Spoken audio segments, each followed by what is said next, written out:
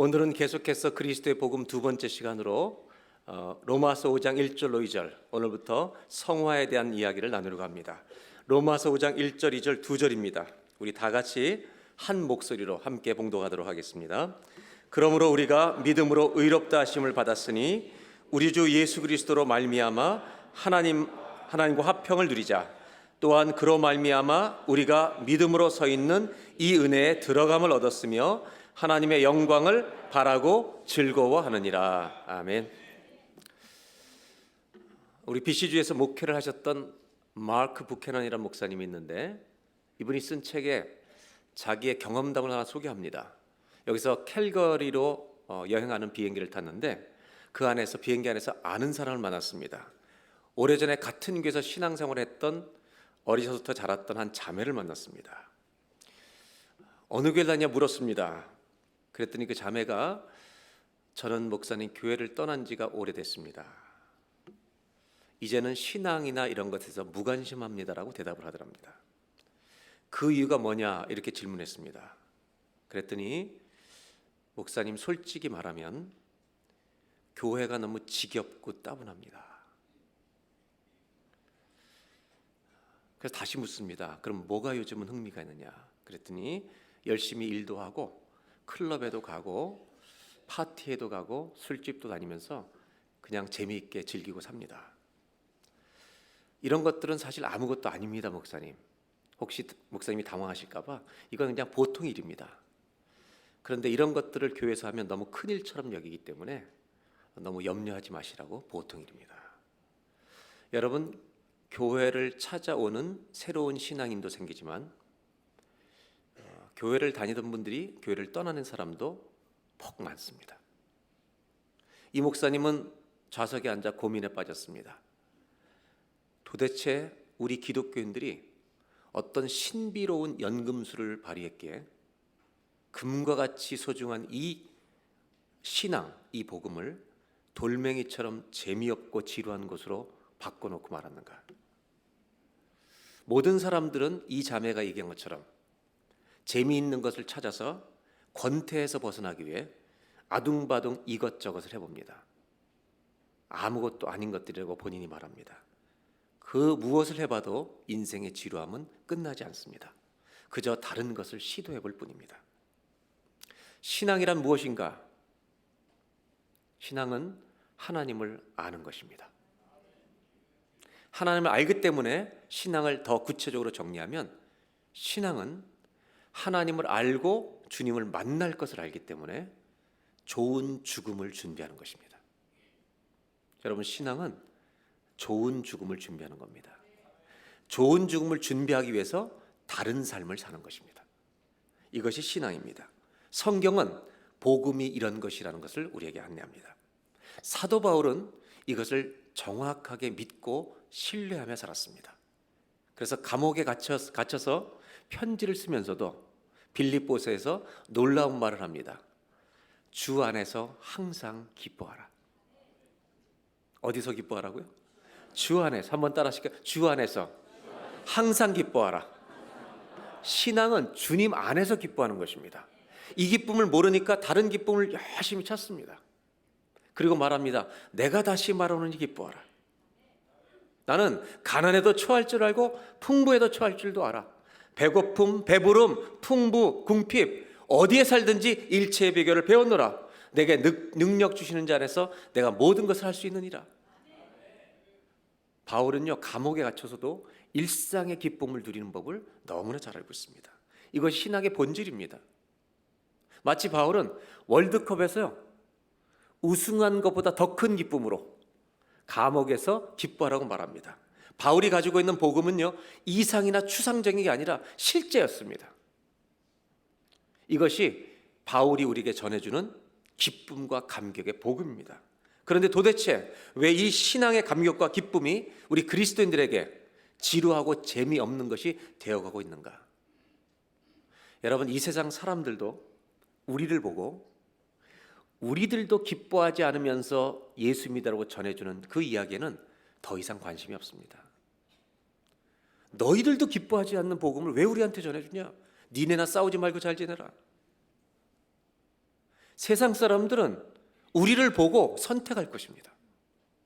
전혀 흥미가 없습니다. 정말로 그들에게 기쁨을 줄 수 있는 게 무엇일까? 재미있는 걸로 말하면 세상이 훨씬 많습니다. 그들에게 줄 수 있는 기쁨은 딱 하나밖에 없습니다. 영원한 기쁨, 흔들리지 않는 기쁨, 주 안에서 기뻐하는 기쁨을 아는 자만이 줄 수가 있는 겁니다. 그런데 이 복음의 기쁨을 가진 자들이 점점 줄어들고 있습니다. 오히려 권태기에 빠져 있는 신앙인들이 신앙생활 오래 하는 사람들일수록 너무 많습니다.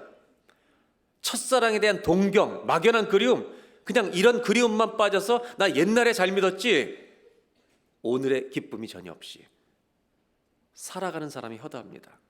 신앙이 식어가는 것일까? 아니면 아직 복음을 모르는 것일까? 그 기쁨을 잊어버린 것일까?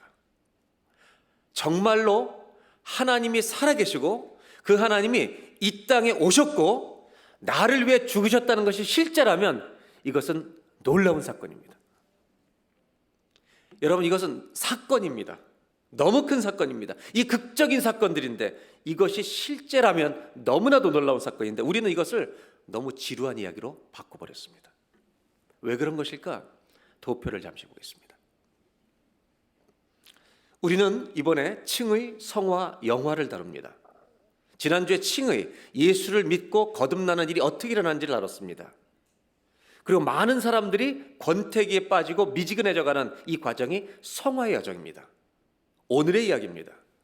그리고 앞으로 우리가 죽은 후에 하나님의 나라에 들어가서 영화로운 몸으로 변화돼서 누리게 될 그 미래에 대한 기대, 영화를 우리가 알고 있습니다. 이번에 복음은 성화만 5번을 다루고 오늘은 그 서론에 해당되는 성화의 서론 이야기입니다. 이걸 펼쳐놓고 보면 이렇습니다. 성화라고 하는 이 성화가 이루어지려면 모든 사람에게 칭의라고 하는 과거의 사건이 있어야만 한다는 것입니다. 이 예수를 믿는 거듭나는 사건이 결혼처럼 있어야 부부라고 하는 삶이 시작되는 겁니다. 그것이 성화입니다. 그런데 이 성화라는 단어가 왜 우리에게 지루한 신앙을 갖게 하는가? 이유가 있습니다.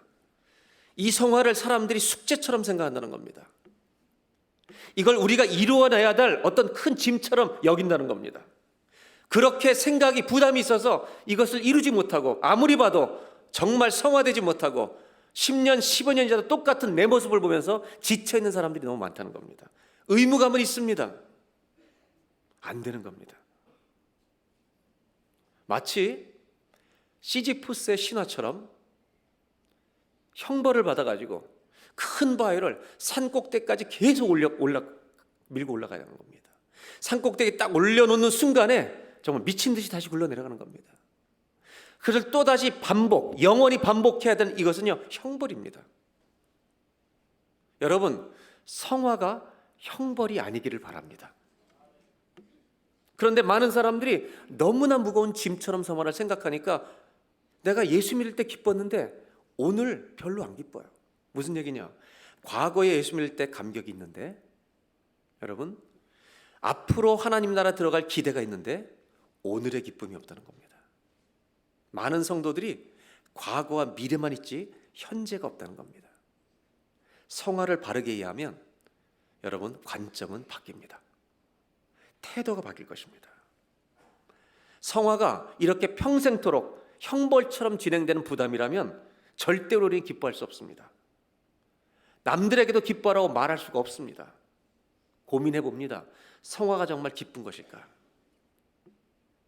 이렇게 질문해 보겠습니다. 칭의를 먼저 얘기하겠습니다. 여러분, 내가 예수를 믿던 날, 하나님을 깨닫고 내가 죄인인 걸 알고 하나님 앞에 정말 죄를 고백하고 예수님이 나의 구주입니다라고 고백하는 그 결단하던 날, 여러분, 칭의를 받던 날, 거듭나던 날 기쁘셨습니까? 대답을 하셔야 제가 넘어갈 겁니다. 기쁘셨습니까? 아멘. 영화를 생각하면 기쁘십니까? 그럼 보세요. 칭의는 결혼과 같아요. 여러분, 한 번만 더 물어보겠습니다. 결혼하던 날, 지금 말고, 지금 상태를 묻는 게 아닙니다. 결혼하던 날 기쁘셨습니까? 자꾸 지금이랑 연관 짓지 마세요. 기분 나빠하지 마시고 정말 그냥 돌아가 보세요. 결혼하기 전 그리고 결혼하는 날 기뻤죠? 지금은 안 묻겠습니다. 그런데 결혼할 때보다 결혼 생활에 훨씬 더 좋은 분들이 우리들 가운데 있습니다. 제가 그런 사람입니다. 저는요, 결혼할 때보다 지금이 훨씬 좋습니다. 얼마나 이쁜지 몰라, 이 여자가.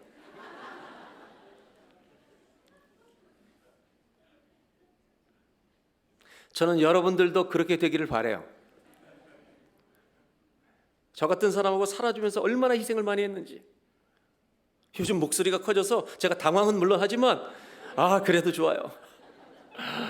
그렇게 얌전했던 여자가 이렇게 과격일 줄 몰랐지만 이게 지금 웃은 사람 있잖아요. 곧 와요 다. 그래요 여러분. 결혼 후에 30년 50년이 지났는데 훨씬 기뻐하는 사람들 있습니다. 이게 실제가 될 수 있다는 겁니다. 오늘 사도 바울은 로마서 5장에서 거듭난 사람들이 무엇 때문에 기뻐해야 되는지를 가르쳐 줍니다. 우리가 무엇 때문에 기뻐해야 되는가? 그것이 5장 1절입니다. 1절을 다 같이 함께 봉독하겠습니다. 그러므로 우리가 믿음으로 의롭다 하심을 받았으니 우리 주 예수 그리스도로 말미암아 하나님과 화평을 누리자. 아멘. 우리가 믿음으로 의롭다 하심을 받았으니, 오늘 이 본문에는요 두 가지의 시제가 있습니다. 영어로 tense가 있다는 겁니다. 하나는 의롭다 하심을 받았던 내 인생에 어떤 과거의 사건이 있었다는 것입니다. 내가 예수 믿은 날 거듭나는 모든 죄를 하나님이 의롭다고 인정해 주시는, 용서해 주시는, 예수님에게 모든 심판을 쏟으셔서 우리를 하나님의 자녀로 받아주시고 우리 죄를 용서해 주시는 이 놀라운 감격의 사건이 우리에게 일어난 줄로 믿습니다. 이 과거는 있었던 것입니다. 그 있었던 사람에게 일어나는 현재형이 있다는 겁니다. 그것은 뭐냐면 하나님과 화평을 누리자는 것입니다. 이건 뭐냐면 우리를 진노와 심판을 하셔야 되는 공의로우신 전능하신 하나님이 우리가 예수를 믿던 날 그때부터 이제 오늘 매일 우리에게 하나님을 아버지라고 부를 수 있는, 하나님과 달려가서 무슨 얘기든지 할 수 있는 이 화평을 매일 즐기는 것이 신앙생활이라는 것입니다. 여러분, 많은 사람들은요 마음의 평화를 추구합니다. 수많은 심리적인 노력도 합니다. 많은 걸 해봅니다. 그러나 성경이 말하는 것은 진정한 마음의 평화는 마음에서 먼저 오는 게 아니라 하나님과 나 사이에 화평이 이루어지면 마음의 평화는 그대로 온다는 것입니다. 이 평화를 즐거워하라는 것입니다. 다른 말로 말하면 하나님을 즐거워하라는 것입니다. 여러분, 예수 믿는 사람에게 주신 최고의 행복, 최고의 감격은 하나님을 아버지라고 부르죠. 나를 심판하고 진노하시는 그 공의 하나님이 모든 걸 용서하셔서 하나님 요즘 어떠세요? 하나님 요즘 저를 안 돌아보시는 것 같아요. 좀 잘 보세요. 이렇게 마음 놓고 얘기할 수 있는, 다른 말로 하면 히브리서 말하면 은혜 보좌 앞에 담대히 나아갈 수 있는 자격들을 얻은 것입니다. 여러분, 이것이 예수 믿는 자의 최고의 기쁨입니다. 하나님을 즐거워하시기 바랍니다. 이것을 못 누리니까 비참한 자가 되는 거예요. 가장 좋은 선물을 받고도 선물을 모르는 거예요. 하나님은 지난주에 말씀드렸지만 공의로우셔서 죄인에 대해서 진노하시는 분입니다. 근데 그분이 예수님을 보내주셔서 화목제물로 우리 죄를 위해 죽어주셨고 그를 믿는 자는 믿음으로 의롭다함을 얻었으니 그 다음에 뭘 해요? 하나님과 화평을 마음껏 누리자. 할렐루야. 이 기쁨이 옛날에 있었던 게 아니라 오늘도 누리시길 바랍니다. 하나님을 생각하면 너무 기쁜 거죠. 왜? 나랑 놀아주시니까. 이 정도가 아니라 나를 심판하실 분이 나를 돌봐 주시는 거예요.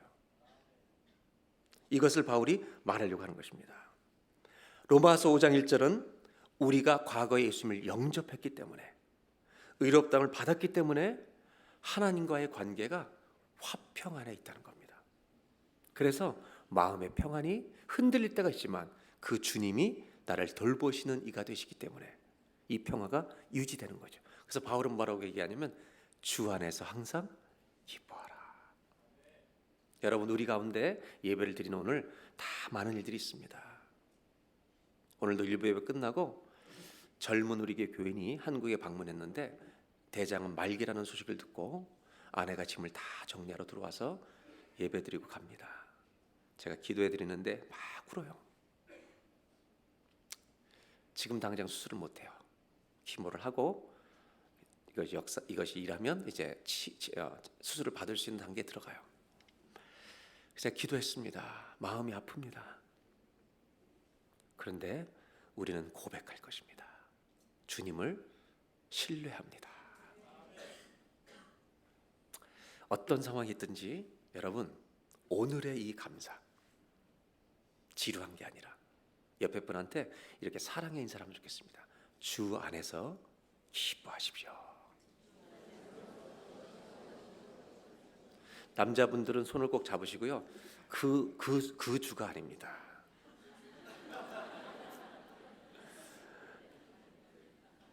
삼수변 들어가는 그 주가 아닙니다.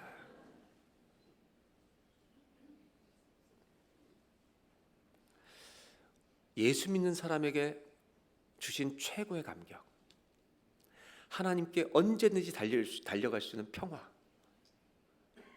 아버지라고 부르며 뛰어갈 수 있는 그 은혜, 이거를 매일 누리라는 겁니다. 이것이 바울이 말한 최고의 감격의 기쁨이라는 겁니다. 실제로 우리 생활에는 어떤 기쁨들이 있잖아요. 그런 것 때문에 즐거워하기도 하잖아요. 저는 몇 년 전에 한국에서 돌아오는 길에 인천공항에서 이제 체크인을 하는데요. 그 직원이, 항공사 직원이 저를 딱 보더니요, 선생님 인상이 너무 좋으시네요, 이렇게 얘기하는 거예요. 사람이 그럼 교만해지잖아요. 다 네가 사람 볼 줄 아는구나, 막 이런 생각들이 드는 거예요. 물론 이제 그 자매는 선생님이라고 그러지 않았어요. 아버님 그랬죠. 네. 참 이게 별로 부담스러워. 한국 가면 이 자매들이 자꾸 아버님 이러면서 이러는데 그냥 선생님 그러면서 인상이 좋으시네요. 그러는데 제가요, 그 자매를 보는 순간에 정말 이 자매가 인상이 좋은 거예요.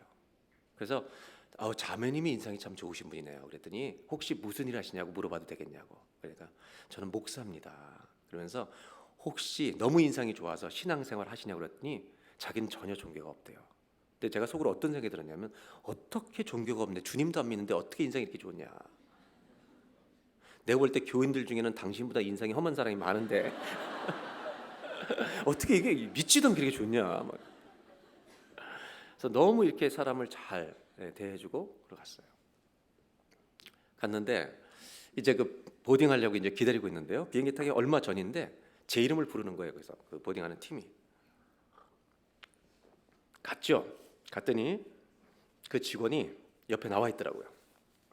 저렇게 이제 인상 좋았다고 얘기했던 분이. 그러더니 뭐라고 얘기하냐면, 오늘 그 이코노미 모든 좌석이 넘친대요. 그래서 선생님에게, 선생님 잘 이해하세요. 비즈니스를 드리기로 했다고. 저는요, 복음을 들었습니다. 이것이 나의 간증이요, 이것이 나의 찬송일세. 이 복음을 듣고요, 너무 기뻐서 진짜냐고 그랬더니 그러라고. 그래서 저는 어떤 생각을 했냐면, 인상이 좋으니까 이렇게 되는구나, 이런 교만한 생각을 했는데, 나중에 어떤 분이 저한테 기분 나쁜 얘기를 하더라고요. 마일리지가 높아서 아마 줬을 거라고.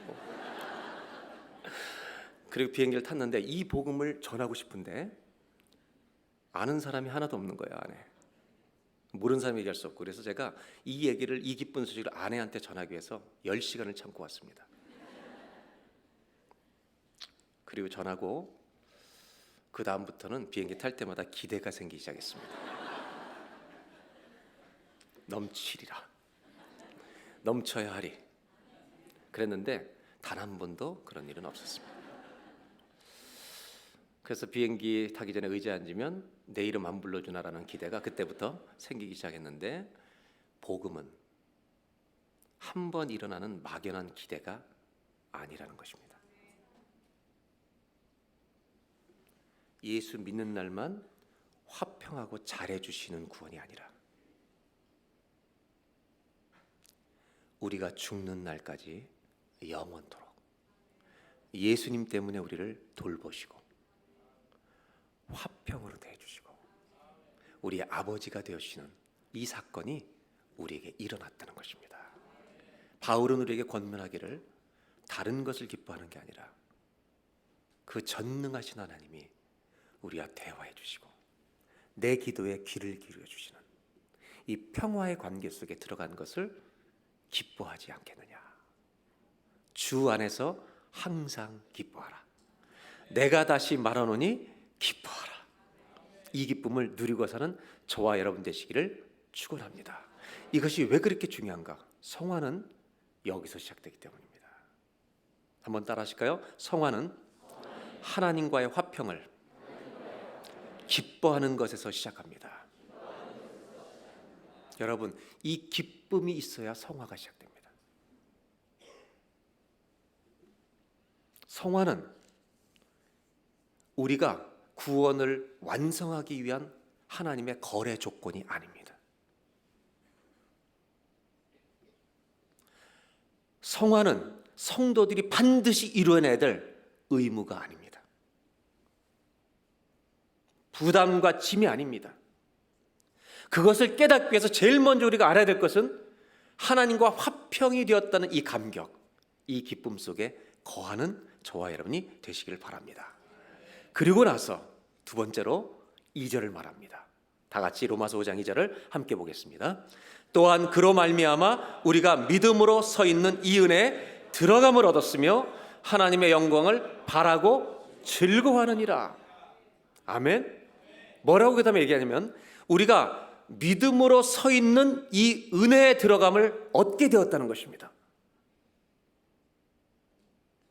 하나님의 은혜 액세스를 할 수 있는 이것을 믿음으로 우리가 받을 수 있는 자리에 서 있다는 것입니다. 그래서 앞으로 우리에게 누려지게 될 우리에게 주실 하나님의 그 놀라운 영광들을 바라고 즐거워한다. 여기 즐거워한다는 이 단어를 영어로는 rejoice라고 해놨고 한국말로 즐거워한다고 했는데 실제로 원문은 뭐라고 번역하는 게 더 맞는 말이냐면 글로리라는 동사를 써야 하는 겁니다. 이 글로리라고 하는 동사는 즐거워하는 것보다 훨씬 더 기쁜 영광스러워한다는 말입니다. 내가 의롭다함을 받았을 뿐만 아니라 믿음으로써 맨날 하나님의 은혜에 들어감을 날마다 얻을 수 있는 자리에 서 있다는 것을 너무나 기뻐하고 즐거워하고 영광스러워하는, 여러분 우리가 하나님과 화평하며 살 수 있다는 것을 영광스러워하는 은혜가 있기를 바랍니다. 이 평화는 내가 어떤 훈련을 통해서 누릴 수 있는 게 아닙니다. 선한 행위를 잘해서 누리는 게 아닙니다. 믿음으로 얻는 것입니다.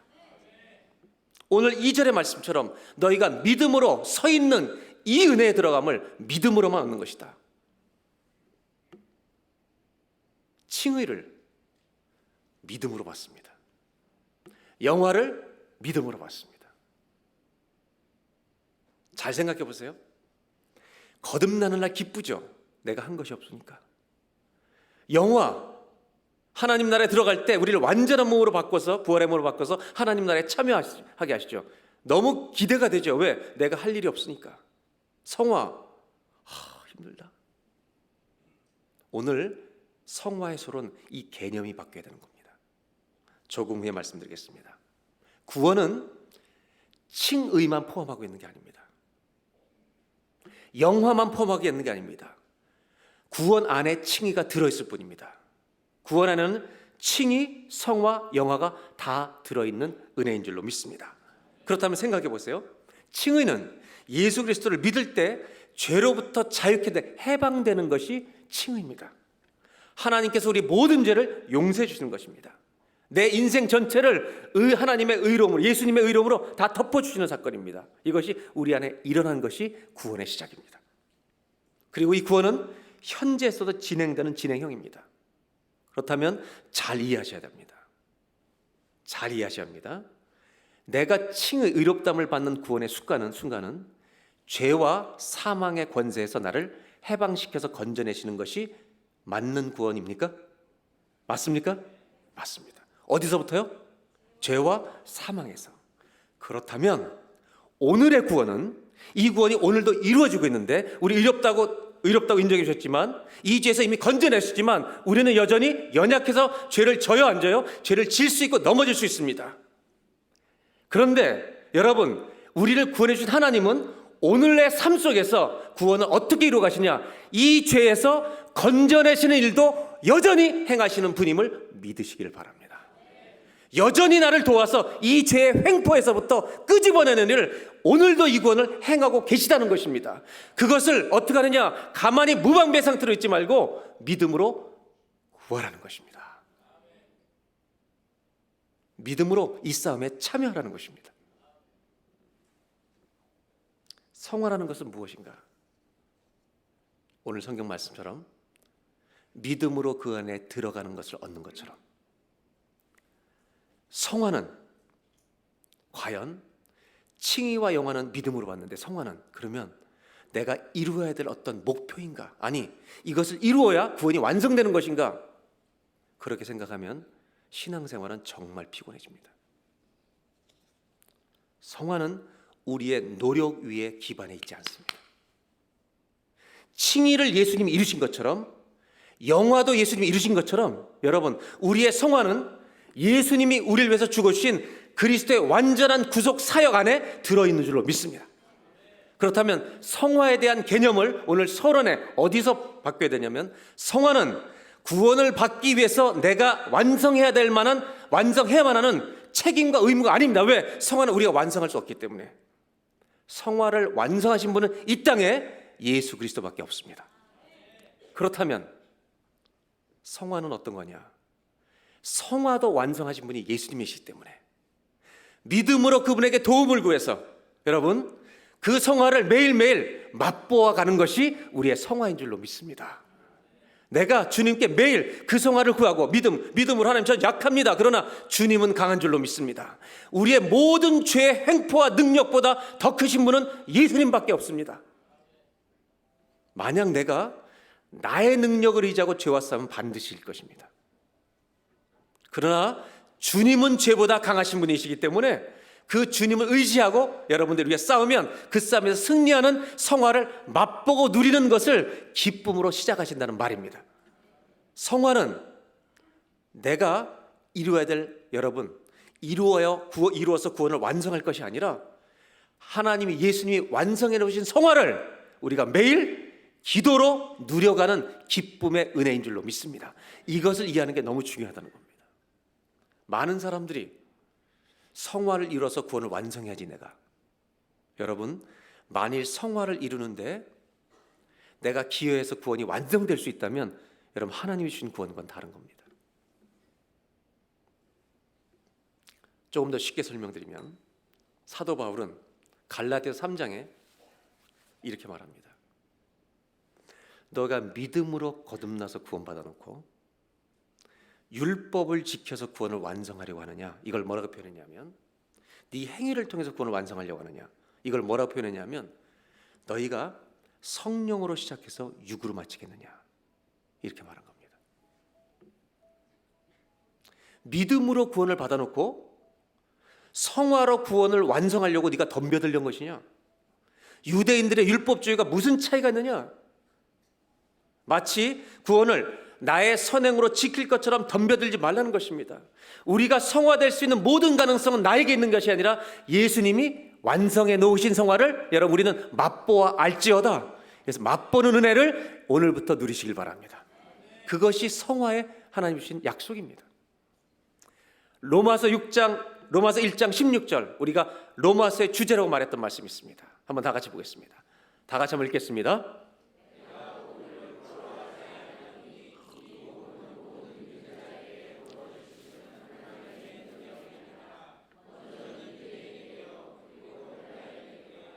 이 복음은 모든 믿는 자에게 구원을 주시는 하나님의 능력이 됩니다. 왜 구원이 능력이에요? 우리가 할 수 없는 것을 주기 때문에. 그래서 여러분, 첫째, 칭의는 예수님을 통해서 올 줄로 믿습니다. 영화는 예수님을 통해 올 줄로 믿습니다. 성화는 내가 이루어야 될 과제와 숙제와 형벌이 아니라 예수님만이 성화를 완전하게 이루신 줄로 믿습니다. 그 성화를 우리가 누리며 살아가는 것이 성화의 여정입니다. 여러분, 한 가지만 더 물어볼게요. 예수님이 우리에게 주신 구속의 이 구원의 이 선물은 완전한 것입니까? 불완전한 것입니까? 구원을 받는 우리는 완전한 사람입니까? 불완전한 사람입니까? 제가 좀 설명을 드려볼게요. 예수님이 주신 거는 완전한 겁니다. 완전한 구원. 최 집사님 올라오세요. 완전한 구원이에요. 근데 우리는요, 완전해 불완전해요. 사탕이 보이십니까? 이 사탕이 여기다 올려놓고 막 다니면 불안해요? 여러분 편안해요? 약간만 기울여봐요, 이쪽으로.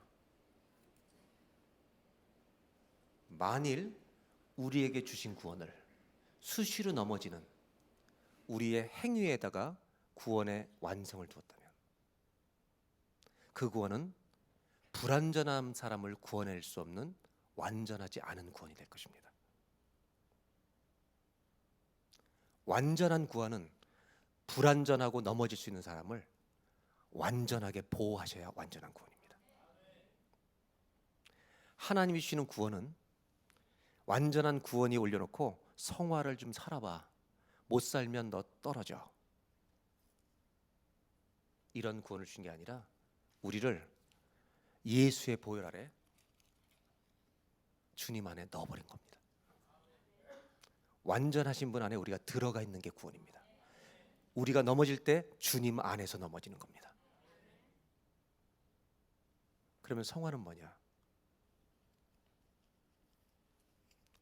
얘가 거듭나고 나니까요, 미끄러지지만 않아요. 왜? 영적으로 다시 태어나서 믿음의 다리가 생겨버렸어요. 그래서 지가 주님께 회개하고 돌아와요. 예수 믿을 때 성화될 수 있는 성령님을 우리에게 보내주신 거예요. 생각해 보세요. 불완전한 자가 자기 행위로 잃어버리는 구원은요, 주님이 주신 완전한 구원이 아닙니다. 반대로 내가 주님 안에 있다는 사실만 머리로 알고 이제부터 마음 놓고 죄 가운데 살아요. 이런 구원을 기독교 전통은 뭐라고 얘기했냐면, 내가 거듭났기 때문에 마음대로 살아도 괜찮다라고 생각하는 이러한 지적인 동의는 기독교 전통에서 구원받지 못하는 거짓 신앙이라고 가르쳤습니다. 왜? 구원 안에 성화가 들어있기 때문입니다. 우리 모두가 구원받은 사람이라면 넘어졌을 때 내가 주님께 돌아가고 싶은 소원이 있다는 것입니다. 왜? 성령이 내 안에 살아서 역사하시는 완전한 구원, 회개케 하시는 구원을 주셨기 때문에. 이것이 성화가 여러분 구원을 이루는 조건이나 숙제가 아니라 구원받은 자의 증거라는 것입니다. 오늘부터 성화는 여러분 매일 우리가 이루어서 구원을 완성해야 될 지긋지긋한 숙제가 아니라, 나를 살려주시고 나를 죄에서 건져주신 그분이 나를 그렇게 더 깨끗하게 살기를 원하시는, 죄와 싸워 승리하기 원하시는 그 하나님이심을 알기에 그분과 합력하는 것, 동역하는 것, 그 일에 동참하게 되는 즐거움이 여러분 성화라는 걸 잊지 마시기를 주의 이름으로 기원합니다. 집사님도 아기 낳았죠? 자기는 안 낳았어요? 참 솔직히 자기는 안 낳았대요. 아기가 첫 돌 지나기 전에 언제쯤 걸기 시작했어요?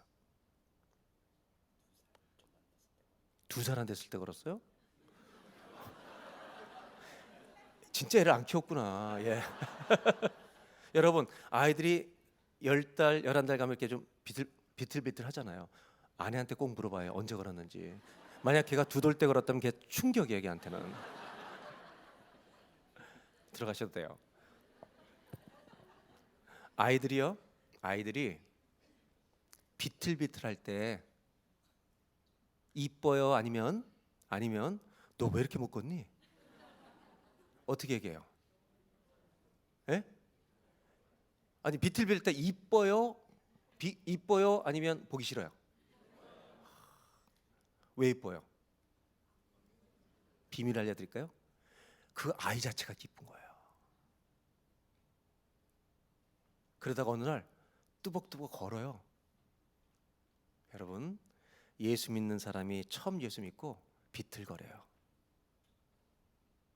주님이 그 자녀를 보실 때 저 못된 것이라고 여기실까요? 이뻐, 너 이쁘다 라고 말씀하실까요? 그러다가요, 얘가 뚜벅뚜벅 걸어요. 영적으로 표현해 볼까요? 죄에 넘어지던 아이가 뿌리치고 이겨요. 너 멋있네. 근데 나이가 들었는데 또 넘어져요. 그러면 그 주님은 이뻐요, 비기 싫어요? 솔직하게, 예? 비기 싫으면서 이뻐. 그래서 어떻게 하냐면 비기 싫으면 버리는데 비기 싫은데 이뻐서 도와주러 가세요. 일어나도록. 그래서 우리 주님은요, 하나님의 자녀들이 어떤, 화평이라는 말은 창세기로 돌아가는 거예요. 우리 어떻게 보냐면 거듭난 자녀들 그렇게 많이 넘어졌는데 보시기에 심히 좋았더라. 이게 복음이에요. 옆 사람들에게 정말 주님의 마음으로 우리가 인사해 주는 거예요. 보시기에 심히 좋았더라. 이거를 두 글자로 줄이는 거예요. 딱 이뻐. 한번 인사하시기 바랍니다.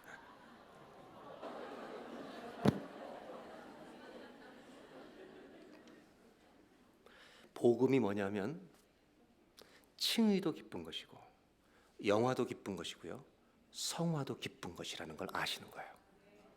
왜? 내가 이룰 수 없는 거예요.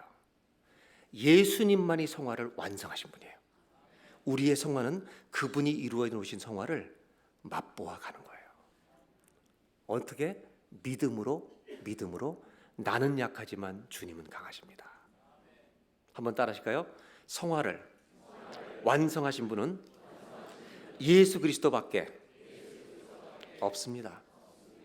성화에 대한 개념과 정의와 태도가 바뀌는 은혜가 있기를 바랍니다. 마치 내 능력으로 나를 성품을 고쳐야 되겠다, 절대 그러지 마십시오. 내가 이 복음 안에 서로 있는 사람이라면 여자들은요, 남편이 주님같이 보일 거예요, 아마. 아멘. 저분 안에 주님이 계시니까 그 주님같이 보는 거죠. 아니, 주님의 가능성을 보는 거죠. 저 남편 내가 죽기 전에 반드시 변할 거야. 왜? 주님이 계시기 때문에. 그러나 내 힘으로 싸운다, 죄와 싸운다, 반드시 질 것입니다. 믿음으로 싸우시기를 주의 이름으로 기원합니다. 그다음 마지막으로 이 성화를 우리가 어떻게 삶에 누려 하는가.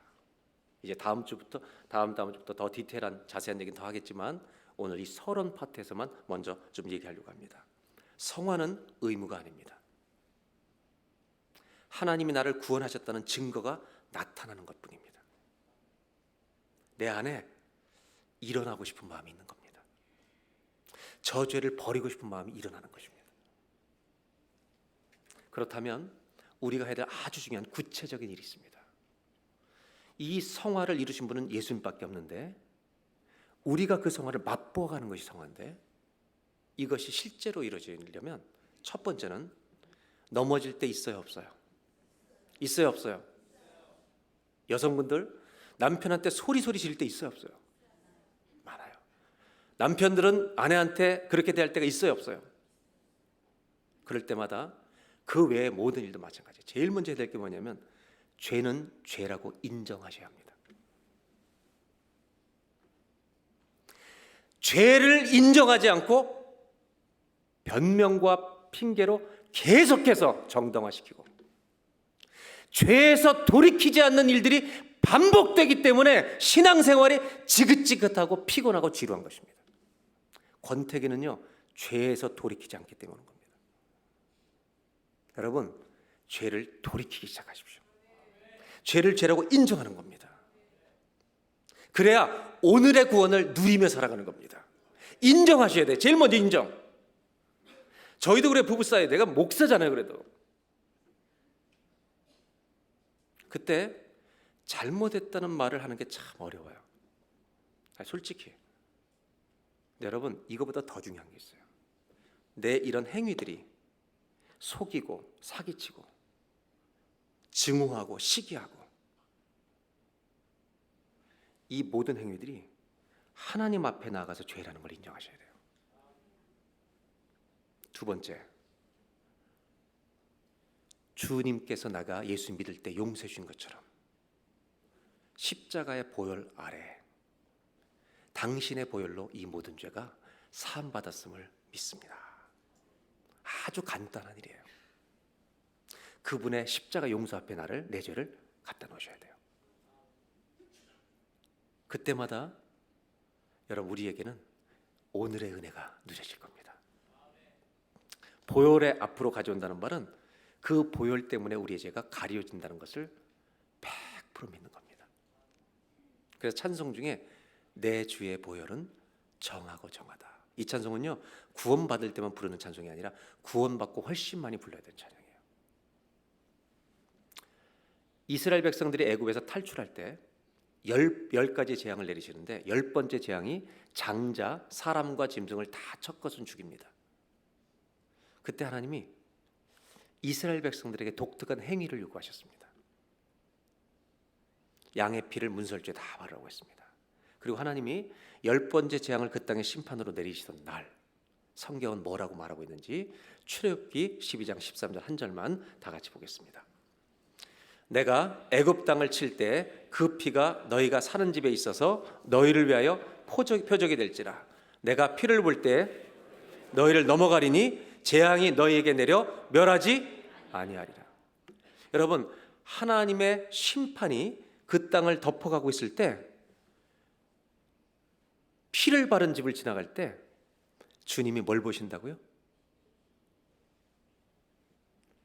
우리의 모든 죄를 보실 수 있는 분이 피를 보신다는 겁니다. 하나님의 자녀들이 살다가 넘어질 때마다 하나님은 죄를 정말로 보시고 심판할 수 있는 분이지만, 여러분, 우리의 죄를 고백하는 그 예수님의 십자가 은혜 아래 우리가 있기 때문에 우리를 보실 때마다 뭘 보신다고요? 예수의 피, 보혈을 봐주실 줄로 믿습니다. 그것이 의롭다함을 받은 사람들의 증거라는 것입니다.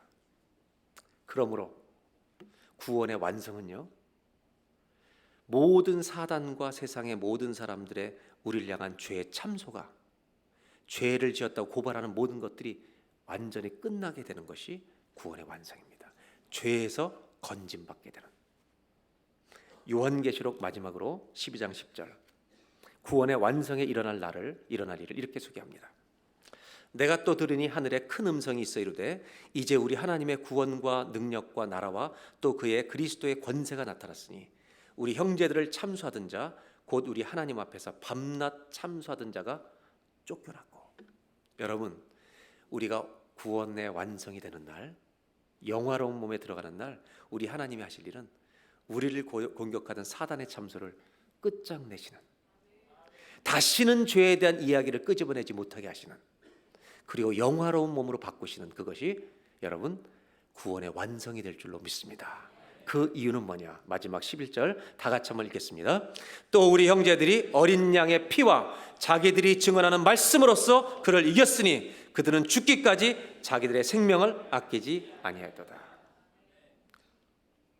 여러분, 회개하는 사람은 죄를 반복하지 않습니다. 참된 그리스도인은 도덕적인 면에서 완전함을 이룬 사람이 아니라 예수님의 보혈을 늘 의지하는 사람입니다. 그래서 하나님과 나와의 관계가 오늘도 완전히 회복된 상태에 있음을 믿고 살아가는 사람. 마지막 결론을 한번 따라 하실까요? 성화는 의무가 아니라 구원이 이루어지고 있는 증거입니다. 아멘. 여러분, 성화를 짐과 숙제처럼 생각하지 마시고 성화를 완전히 이루어놓으신 예수님을 의지하며 성화를 맛보아가는 기쁨이 믿음으로 누려지기를 주님의 이름으로 축원합니다. 기도하겠습니다.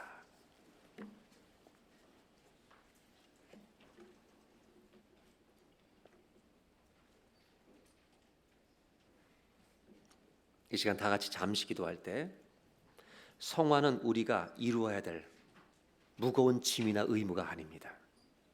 하나님이 구원을 완성하시기 위해서 거래하는 거래 목록도 아닙니다. 예수님이 십자가에서 이루신 구속의 사역은 완전히 이루신 것입니다. 칭의도 주시고 성화도 그분이 직접 완성하셨고 그리고 영화도 주실 것입니다. 성화는 우리가 구원을 완성해야 될 목적이나 우리의 숙제가 아니라 완전히 이루어진 주님만 이루어진 그 성화는 우리가 매일매일 믿음으로써 누리고 기쁨으로 맛보아야 할 것입니다. 죄에 대해서 절룩절룩거리고 쓰러지던 어린아이 같은 우리들이 이제는 걸어가는 겁니다. 말씀을 들고 걸어가는 겁니다. 믿음으로 기도하면서 때로는 그 죄와 싸워서 이기는 겁니다. 이것이 성화의 기쁨을 누리는 것입니다.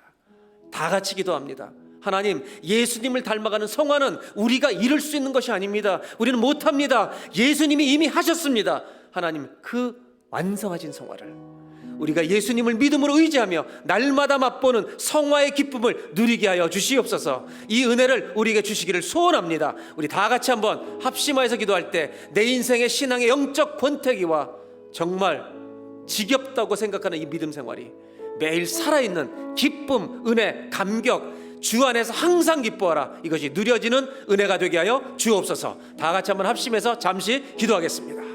하나님 감사합니다. 복음이 능력이라는 것을 알게 하시니 감사합니다. 모든 믿는 자에게 구원을 주시는 하나님의 능력이 됨이라. 칭의를 주시고 성화를 이루셔서 그 성화를 맛보게 하여 주시고 그리고 장차 영화를 주실 우리 하나님을 찬송합니다. 그 은혜 속에 매일 하나님 우리의 신앙이 살아있게 하여 주시기를 원합니다. 현재형이 되게 해주시기를 원합니다. 과거와 미래의 구원만 갖고 있는 자가 아니라 오늘도 나를 죄에서 건져주시는 그 구원의 은혜를 맛보아 아는 자가 되기를 소원합니다. 그 기쁨, 그 은혜가 날마다 우리의 죄를 주님의 십자가 앞에 나아가 회개함으로, 아버지 고백함으로 아버지 하나님 앞에 용서함의 은혜를 또 누리고 죄의 횡포에서 날마다 믿음으로 벗어나는 이 은혜 영적인 싸움에 우리가 하나님 참여하는 자들이 되게 하여 주시옵소서.